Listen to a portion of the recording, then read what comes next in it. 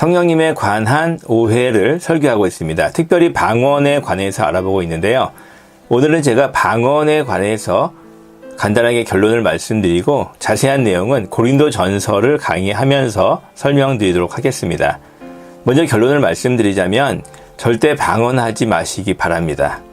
그 이유는 제가 고린도전서 13장 8절을 통해서 설명드리도록 하겠습니다. 오늘 본문은 고린도전서 13장 8절 한 절만 읽어보도록 하겠습니다.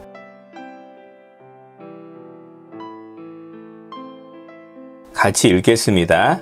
시작. 사랑은 언제까지나 떨어지지 아니하되 예언도 패하고 방언도 그치고 지식도 패하리라.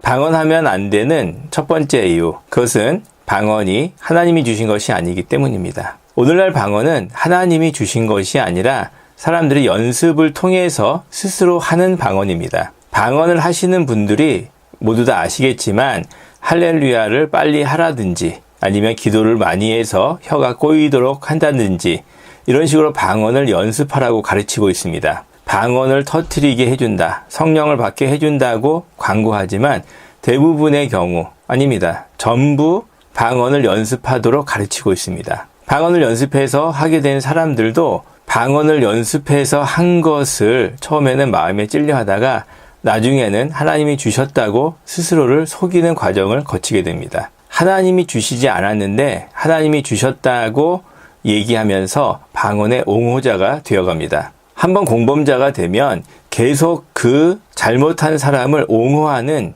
추정자가 될 수밖에 없습니다.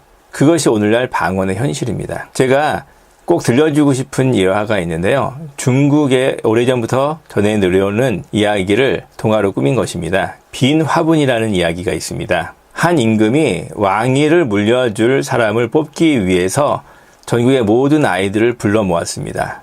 그리고 특별한 꽃씨를 하나씩 나누어 주었습니다.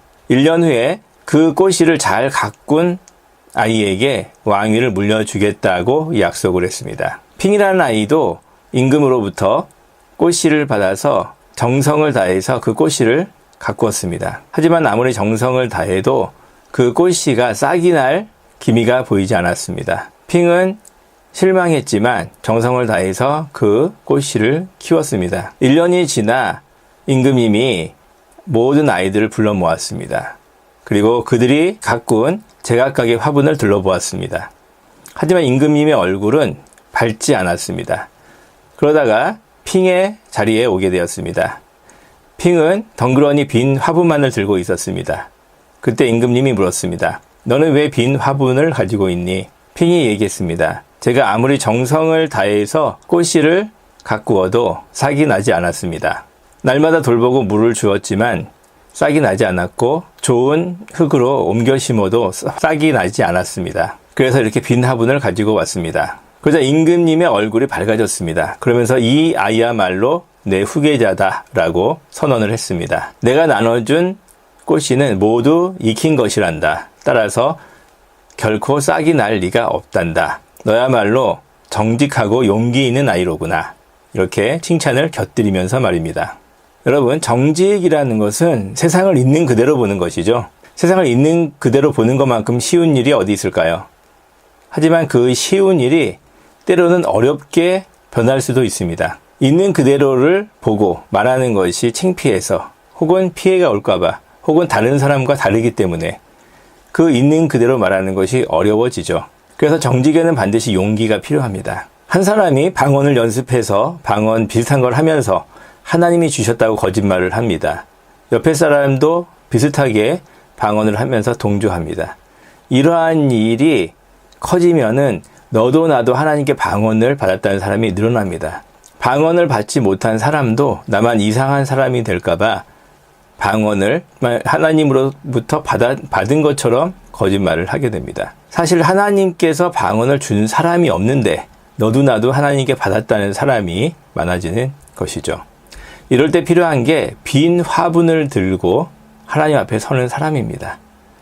하나님이 주시지 않아서 방언을 하지 않는 것, 있는 그대로를 말할 사람이 필요한 것이죠. 정직에는 용기가 필요합니다. 정직한 용기를 여러분이 가지시기를 부탁을 드립니다. 하나님이 주시지 않는 방언을 하는 것이 단순한 실수에 그칠까요? 그렇지 않습니다.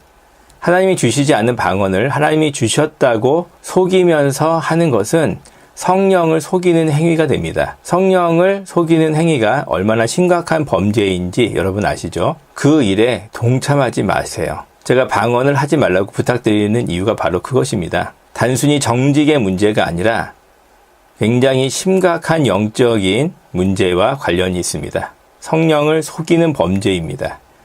그 일에 동참하지 마시기를 부탁을 드립니다.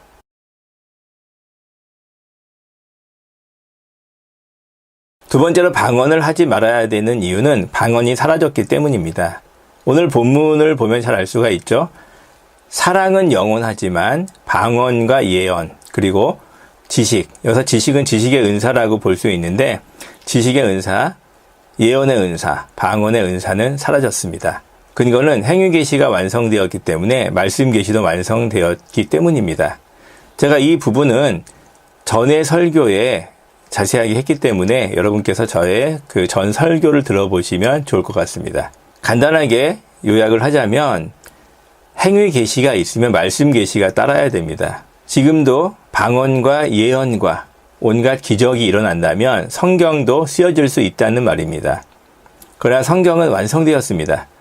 종말에 일어날 일까지 세세하게 기록해 놓았기 때문에 성경은 계시를 완성해 놓았습니다. 따라서 행위 계시도 더 이상 나타나지 않습니다. 행위 계시가 나타나면 성경이 더 쓰여질 수 있기 때문에 오히려 혼란을 가중시킬 수 있습니다. 그러면 기적이 없는 것이냐? 그렇진 않습니다. 오늘날은 행위 계시로서의 기적은 완성되어서 멈추었지만 내 이름으로 무엇이든 구하면 이루리라고 예수님이 말씀하신 그 말씀에 근거한 기도의 응답으로서의 기적은 남아 있습니다. 그러니까 우리는 예수님의 이름으로 기도하는 일은 계속할 수가 있는 것이죠. 방언의 은사, 예언의 은사, 각종 기적을 일으키는 은사는 사라졌습니다. 그러나 예수 그리스도의 이름으로 무엇을 구하면 하나님께서 들으신다는 그 말씀에 근거한 기도 응답의 능력은 남아 있습니다. 그러니까 우리는 오로지 기도할 뿐입니다. 예수 그리스도의 이름으로 기도에 힘쓰시기를 부탁을 드립니다.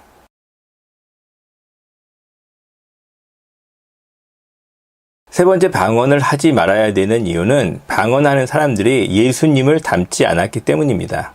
열매를 보고 나무를 알 수 있다고 예수님이 말씀하셨습니다. 좋은 나무가 나쁜 열매를 맺을 수 없다고 하셨죠. 방언하는 사람들이 방언을 하게 되면 능력을 받게 되고 기적을 일으킨다, 병을 치유할 수 있다 이렇게 말하지만 거룩해진다, 인격이 훌륭해진다 이런 말은 결코 하지 않습니다. 왜냐하면 방언하는 사람들이 인격이 훌륭하거나 거룩한 사람이 없기 때문이죠. 너무 단정적으로 말씀하시는 거 아닙니까? 글쎄요. 저는 지금까지 방언을 강조하면서 인격이 훌륭한 사람을 한 명도 만나본 적이 없습니다. 거룩한 사람은 말할 것도 없습니다. 방언을 하면서, 방언을 강조하면서 거룩하거나 인격이 훌륭한 사람을 보여주신다면 저는 제 생각을 처리할 용의가 있습니다. 그러나 지금까지 한 번도 거룩한 사람, 인격이 훌륭한 사람을 본 적이 없습니다. 왜 그럴까요? 방언이라는 그 자체가 거짓으로부터 시작됐기 때문에 선한 열매를 맺을 수 없는 것이죠. 방언하는 교회치고 돈을 강조하지 않는 교회가 없습니다. 심지어는 헌금을 많이 하면 많은 복을 받는다고 가르칩니다. 헌금을 많이 하도록 강요하는 우리가 당신에게 고마운 존재다. 이렇게까지 이야기하는 것을 들었습니다. 실화입니다. 사실 이게 여러 가지 헷갈리는 것으로 포장을 했지만 돈 먹고 돈 먹기라는 의미 아니겠습니까? 돈 많이 내면 돈 많이 번다. 그러니까 돈 많이 내라. 모든 거치장을 걷어내고 핵심만을 보자면 그 얘기죠. 돈 많이 내라는 얘기죠. 돈 많이 벌게 해주겠다. 그렇습니다. 방언을 강조하는 교회의 민낯이라고 생각합니다. 방언을 강조한 결과 어디에 도달해 있는가? 돈으로 귀결되고 있는 것을 많이 보았습니다. 방언을 옹호하는 교회의 교인들은 폭력적이고 비상식적입니다. 그리고 비상식적인 일을 일삼습니다. 자신들이 비상식적인 것을 믿음이라고 생각을 하는 경우도 많죠. 제가 자세한 얘기를 하면 명예훼손으로 걸릴 수 있어서 구체적인 교회나 아니면 사람들을 제가 말씀드릴 수는 없습니다. 그러나 여러분이 겪어보시면은 알 수가 있을 것이기 때문에 또 그러한 일을 겪어보신 분들도 많이 있기 때문에 자세히 말씀드리진 않겠습니다. 방언을 강조하는 사람, 교회, 교인들 모두 다 열매가 좋지 않습니다. 그리고 방언을 강조하고 성령을 강조하는 교회에 다니면 복받을 것 같지만 오히려 사기당하고 상처받고 삶이 엉망이 된 사람들을 저는 너무나 많이 봤어요. 물론 제 주관적인 경험이기 때문에 이것이 진리라고 말할 수는 없죠. 그러나 여러분께 부탁드리고 싶은 것은 냉정하게 생각해 보시라는 겁니다. 방언은 정말로 옳은 것이고 절대적인 진리다라고 생각하시는 분이 있었다면 여러분 근거 없이 그런 주장을 두둔하지 마시기 바랍니다. 여러분이 그 주장이 좋다고 해서 그게 일리가 있어 보인다고 해서 진리가 되는 건 아니거든요. 저는 간곡하게 부탁을 드려요. 방언을 옹호하고 추종하는 거 여러분 생각보다 심각한 문제가 될 수 있어요. 정직하게 방언이 정말 하나님이 주신 것인가? 내가 하는 방언은 성령께서 하도록 하신 것이 분명한가? 물어보세요. 확실하지 않다면 하지 마시기 바랍니다. 정직하고 용기 있게 말입니다. 그럴 때 여러분은 하나님 앞에서 칭찬을 들으실 수 있을 거예요. 그리고 여러분의 신앙이 오히려 회복되실 겁니다. 제가 설교하는 내용을 자세히 한 번씩 들어보세요.